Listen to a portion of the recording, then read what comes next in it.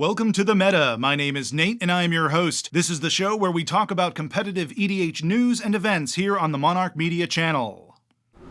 Anthony Echeverria won the Cash Cards Unlimited event on June 4th. Anthony also won the Cash Cards Unlimited event back in September with the same deck, Chainveil Teferi. In fact, while researching this story, I got halfway through a Reddit thread before I realized it was referencing his September win with the deck. But it seems we are caught in the most convoluted version of Groundhog Day ever constructed, since despite the win back in September, Chainveil Teferi is still considered out of favor in many CEDH circles, just as it was back in the fall, hence my Reddit thread confusion. Interestingly, I think this speaks to the growing nature of the meta at the moment. Since the larger tournament scene is in its infancy, we are witnessing various metas converging to form what will be the larger CEDH meta as time goes on. Is Chainveil Teferi a deck many people are sleeping on? Or did Anthony have favorable matchups in two completely separate tournaments, with dozens of opponents, playing various different decks, many of which are considered favorable in the meta? Or the other obvious scenario is that Anthony is a time mage themselves, and basically manipulated everything to play the same tournament over and over again, and will continue to do so until Chainveil Teferi is considered an S-tier deck.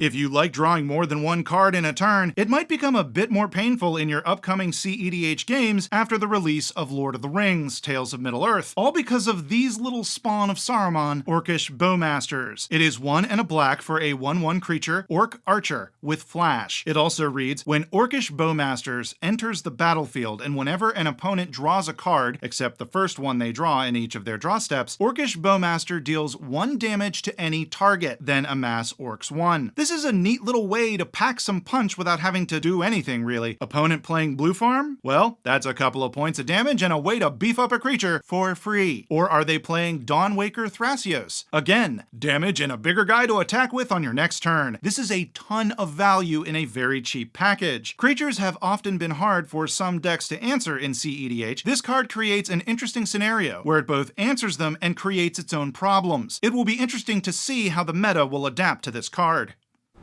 Have you always wanted to get a magic tattoo, but you've been too busy to bite the bullet and get that ink done? Well, I have good news for you. If you go to LotusCon this October, there will be a tattoo artist ready to give you some fresh MTG art on the body part of your choice. Integrity Tattoo will be on site at LotusCon in Belleville, Illinois on October 8th and 9th. A link to their Instagram is in the description below. More details to come as we get closer to the event.